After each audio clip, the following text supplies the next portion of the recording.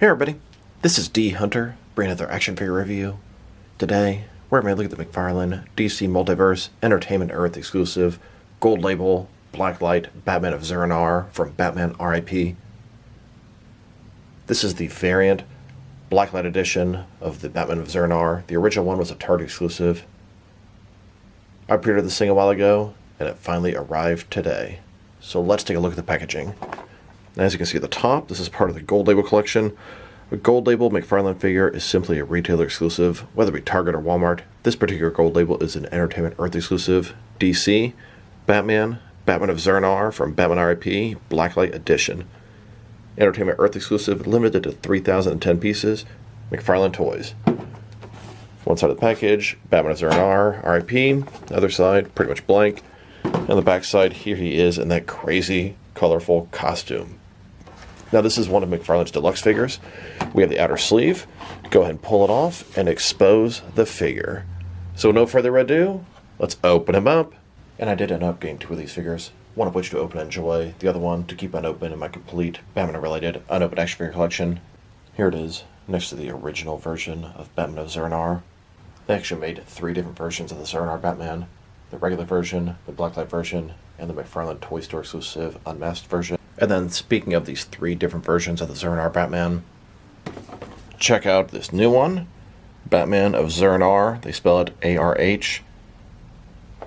McFarlane packaging mistake number 6,246. It is supposed to be spelled A-R-R-H, two R's. They actually managed to spell it wrong on one of the three different releases. SMH. Here's my collection of Batman RIP. This is the original run from Batman Comics 676 through 681, back in November of 2008. Alright, now that this figure out of the package, here he is with all the accessories laid out. He comes with a knife, a spiked bat, a collector's card, a stand for his collector's card, and then a very elaborate blacklight display stand that has two actual black lights that'll focus on him. But before I take a look at all that, let's talk about and check out the actual figure. So this is Batman of Zur-En-Arrh. I've nicknamed him Crazy Colorful Batman. The comic storyline from Batman RIP went something like this. Bruce Wayne visited Dr. Hurt. Somehow there was a trigger word sort of implanted in him. It was Zur-En-Arrh. It was based off of Thomas Wayne's sort of final words before he died, or something he said to Bruce Wayne. He mentioned, well, if Zorro was real in Gotham, they would have thrown him to Arkham. So Zorro and Arkham, Zur-En-Arrh, some sort of thing. Eventually, Dr. Hurt and Black Glove were attacking Batman as allies, and they activated the trigger. Ended up completely brainwashing Batman, dropping in the streets. But his instinct to become Batman is so strong, he made his own costume and started fighting crime again. The whole storyline sounds stupid, but it's a lot better than it sounds. Batman RIP is actually kind of a good read. And at the end, it's sort of left up to you if it's a drug-induced hallucination or if Batmite has something to do with some of it. And then this is the Blacklight Edition Entertainment Earth exclusive. It looks almost the same, paint job a little bit different, so let's take a look. I'll start with his face here. It looks good. The cowl's purple, it's got sort of black around the white eyes. Don't really see any stitching on his head. As we go further down, he does have stitching all over his suit, giant bat symbol, stitching on the red part, ripped sleeves. I believe this was sort of a makeshift bat costume that he made. The colors are just ridiculously bright. The yellow, the red, the purple. Beyond that, it's actually a very well done figure. I wouldn't mind seeing them use his body more, but they can't because there's all the stitching. Although no McFarlane, they'll go ahead and use it anyway. Double jointed elbows, double jointed knees. I mean, look at the detail. Stitching all over it. Very, very well done. His cape looks pretty nice. It's made of a very soft rubbery material. As a whole, it's a good version of the Zur-En-Arrh Batman, but do we really need the Zur-En-Arrh Batman R collection? I mean, visually, he's unique and he really pops, but I'd say he's definitely not necessary. And a closer look at his face and head sculpt, it's actually very well done.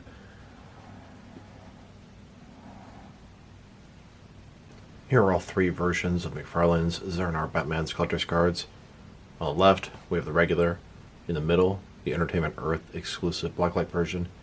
And on the right, the McFarlane Toy Store exclusive unmasked version. And it includes this little display stand for your collector's card. It doesn't do much for me, but if you want to display that next to your figure, here you go. Now let's look at his weapons. He has a knife and a spiked bat. Here's the knife. Blade looks pretty good, silver. Then the handle done in sort of an orange color. It's good sculpt, wrap, an odd paint job. Then we have the bat here. Now it's supposed to be sort of a wooden bat, but it's a little more on the orange side of things. All the spikes here, I imagine they should be sort of silver or metallic. Then it has the wrap around the handle. Here's Batman holding that spiked bat. And then here's Batman holding that knife. Now let's look at this blacklight stand. It comes in 7 different pieces. Here's the base of it. It's got one peg for the peg on all the feet. Kind of hollow. Let's go ahead and attach some pieces. The first thing you'll want to do is attach these 2 little clips to the front. The clips here have a little hole and will allow you to attach the large posts for the lights.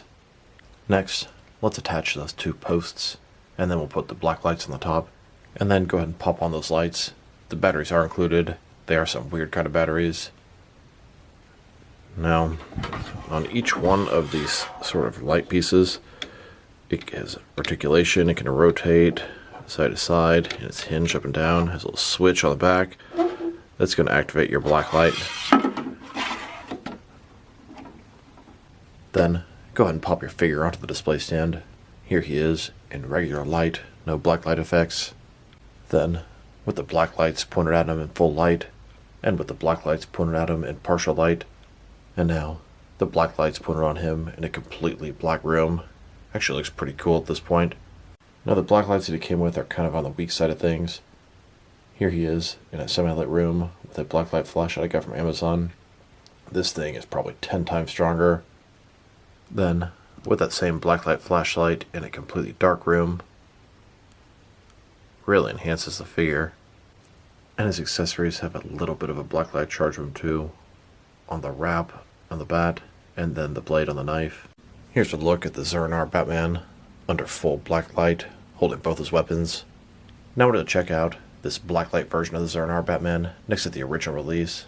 Besides the obvious paint differences, there are absolutely no sculpted differences. It's 100% the same figure, same sculpt, same articulation. So let's take a look. Start with their heads here. The sculpt is very nice. The paint job is quite a bit different. He's in a very light purple. He's in a very dark purple. The eyes have that sort of black around them. I think it looks really good on this guy. As we go further down, the red, much lighter on him, much darker on him. This guy is done with the glow-in-the-dark, or rather blacklight paint, and he is not. The yellows are very similar. Beyond that, like I said, it's 100% the same figure. They're both very nice, welcome additions to the collection. And then here are all 3 versions of McFarlane's DC Multiverse Zur-En-Arrh Batman. The regular on the left, blacklight in the middle, and then the McFarlane Toy Store exclusive Unmasked on the right. Here he is, next to the Mattel Batman Unlimited Zur-En-Arrh Batman, giving us 4 different 6 and 7 inch scale Zur-En-Arrh Batman figures. I never thought I'd see the day. Here are all of the Blacklight Entertainment Earth exclusive figures that have been released so far. We have Joker and Scarecrow from Infinite Frontier, Zur-En-Arrh Batman from Batman R.I.P., and then word is the next one is going to be Mr. Freeze. Whether it's a Rebirth or Page Puncher version, I don't know. I believe it to be the Rebirth version. In blacklight paint, looking similar to the Platinum Chase Superpowers version. We should see that pretty soon. Now that we've taken a pretty good look at both the figure and his accessories, now for his height. From bottom to the top of his head, standing at about 7.2 inches tall, which can translate to just over 18 centimeters, and if you go to the top of the ears, about 7.4 inches tall. Now for his articulation, starting with his head, of course, it can rotate from side to side. He can look up and down a little bit, tilt his head from one side to the other. Shoulders on a ball joint goes out 90 degrees, up, down, around, all that good stuff. He does have a butterfly joint between his shoulder and chest area, increasing the range of motion and covering a large gap that would be there. Bicep cut, double jointed elbows. They go all the way in, Although, mine seems to be a little bit stuck at the top. There we go. Or crack that paint open. His wrist can rotate, and it's going to be hinged. Ball joint his torso. Rotate around, forward and back. Another one in his waist. Rotate around, forward and back a little bit. Between the two, good range of motion in his torso area. Legs, complete does the splits. McFarlane style hip joints. Rotation is non-existent. They go forward, not very much. Back, not much either. Double jointed knees. And then his ankle, forward and back. Rotate, tilt, rock, and of course, toe articulation. Now this is not at all how it happened in the comics. This is my own little story. Many years ago, Bruce Wayne visited Simon Hurt, a famous psychologist. He was volunteering for an isolation experiment. This is the time that Simon Hurt took the opportunity to implant the trigger words Zur-En-Arrh. Many years later, Batman is confronting Dr. Hurt. That's the supervillain that Simon Hurt became. It's at that moment that Dr. Hurt uses the trigger word and completely subdues Batman. It's during this time that Dr. Hurt took the opportunity to pump Batman full of drugs. Between the trigger and all the drugs, they end up releasing Bruce Wayne on the streets. He has no memory of who he is. Essentially, they have defeated the Batman. Here's Batman on the streets of Gotham. He has this crazy, drug-induced hallucination of Batmite following him around. He has now put together his tattered suit and is fighting crime in Gotham City.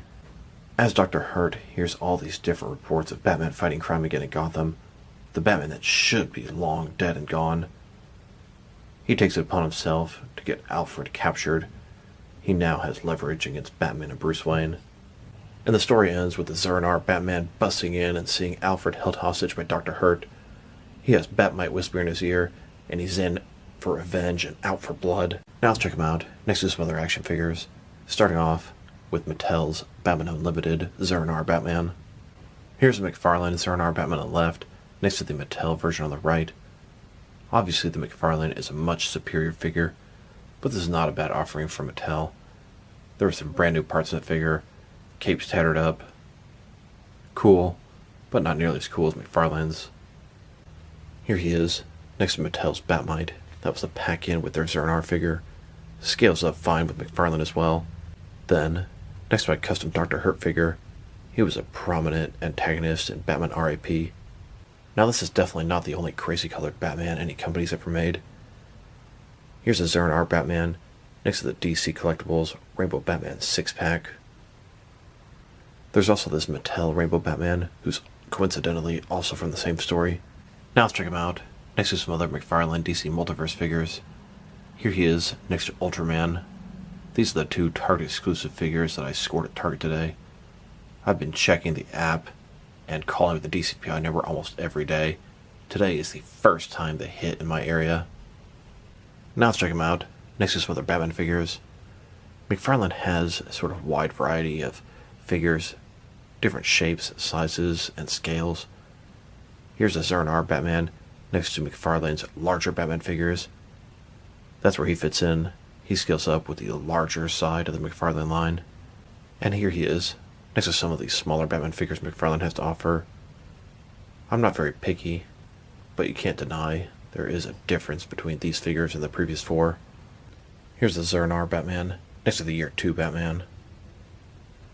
Similar heighted figures, similar pointy ears, but I much prefer the way Zur-En-Arrh Batman's head attaches to his body. The neck and the head are separate pieces, allowing you to swap parts and customize your figures. Now let's check him out, next to some other recently released McFarlane DC Multiverse figures. Here he is, next to a couple of Lex Luthor figures. Then, next to Superboy Prime and the Birds of Prey Harley Quinn. And here he is, next to a couple of Mortal Kombat 11 Joker figures. Then, next to the Speed Force Flash from Zack Snyder's Justice League, and Reverse Flash from DC's Rebirth Comics. And here he is, next to Batman Beyond's Unmasked Batwoman and the Atomic Edition of Blight. And now, with a couple of Lobo figures. And here, next to a couple of General Zod figures. Then, next to the Future State Batman and Dark Detective. Then, with the Rebirth Batman and the Infinite Frontier Robin. Here's this Batman next to the Dark Knight Returns Superman vs. Armor Batman 2-pack. And here he is with the Lois and Clark Superman and the Rebirth Martian Manhunter. Then with the Death of the Family Joker and the Justice League Endless Winter Aquaman. And now, here's this Batman next to the two most recent McFarlane Mega figures, Clayface and Titan Joker. Here's a Zur-En-Arrh Batman next to the Batman 3 Joker's Wave. Then, next to the Gotham Knights figures, still trying to track down the unpainted version of Batgirl and the red variation of Nightwing. And here he is, next to McFarlane's The Batman Collection. Then, next to McFarlane's Batman The Dark Knight Returns Collector Build-A-Horse Wave. And finally, next to the Justice League Endless Winter Collector Build-A-Frost King Wave. Now let's check him out, next to some action figures from different various companies, to see how he fits in both scale and style-wise, in case you want to know which lines you can mix him with. Since he's a McFarlane figure, they're typically the 7-inch scale. I'm going to start off my comparisons with some of the large action figure lines I collect, and work my way smaller. And I'm going to include as many Batman figures as I can during these comparisons. Since we already checked him out with a wide variety of McFarlane Batman figures, here he is with some other McFarlane figures. In front of you are 5 different action figure lines, all from McFarlane Toys, all 7-inch scale. Then, next to some more McFarlane toys. These are from different various video game properties. And now, next to some Jack-specific wrestling figures. And here he is, next to some DST or Diamond Select toys. Then, next to some DC Direct and DC Collectibles Batman figures. And here, with some NECA Batman figures. Then, next to some Mattel wrestling figures. And now, with some Jazzwares AEW wrestlers. And here he is, next to some Mezco 112 Collective Batman figures.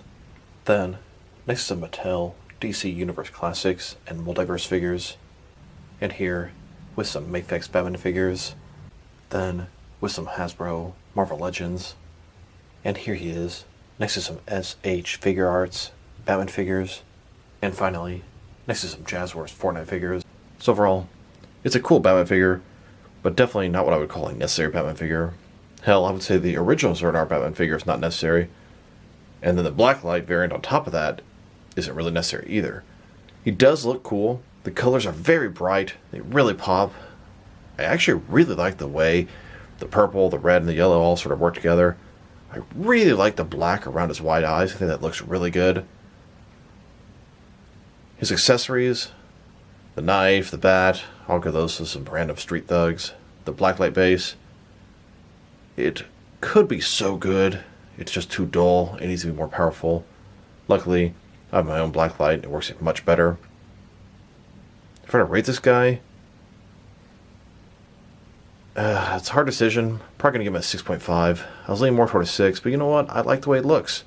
It looks cool, but I'll probably never really use him very often in my action figure displays. Or at least my action figure photography and scenarios, etc. Still, I love the variants. Welcome addition to the collection, but also a pointless one. So this is D Hunter. Thank you guys for watching this video. If you liked the video, press like below. If you have anything you want to say with the video, add it to the comment section. If you want to see additional action figure reviews from me, press subscribe. I do appreciate when you do that. Once again, this is D Hunter. Thank you guys for watching this video, and I will talk to you guys real soon.